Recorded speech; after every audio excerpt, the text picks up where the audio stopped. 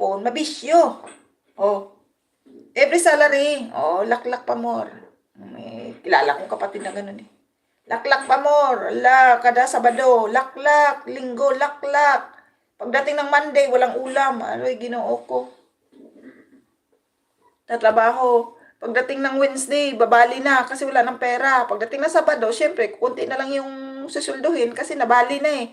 Oh, ang Sabado, nasahod, ibabayad sa utang yung iba, bibisyo na yan, ilalaklak na yan. Yun kasi yung mentality ng Pilipino, parang naging culture na. Part of culture na every Sunday, happy-happy.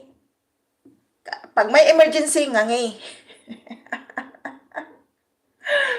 Pag may emergency, nga. Oo, lapit na naman sa mga kapatid, kamag-anak na nasa abroad. Pag hindi na pagbigyan, nagagalit. Tatampo.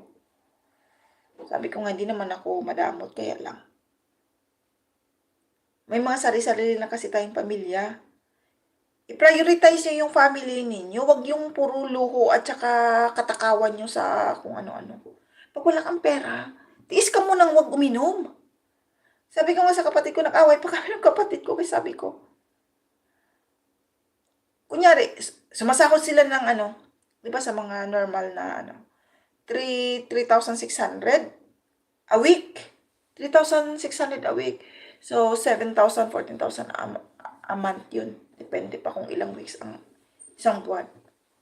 Sabi ko, dun sa Saturday, 1 week, sabi ko, magkano ang bigas?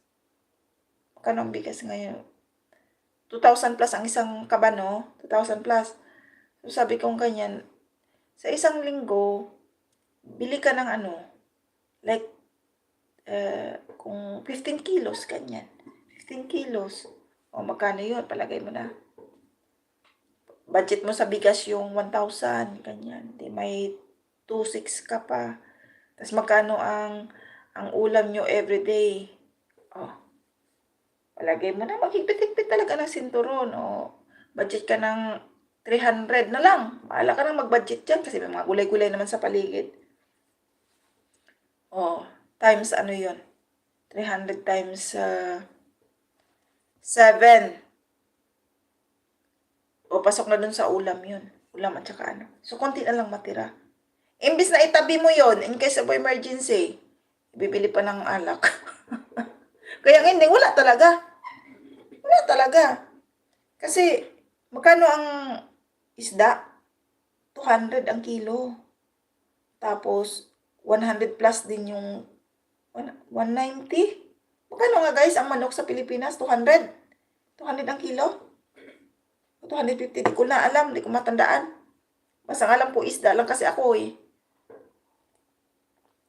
Basta ang mga isda sa Pilipinas nung nandun ako, 250, bangus 210, 250, ganyan. Pero makakabili ka naman ng isda, yung mga local lang, yung local na huli, may 100, may 120, ganyan.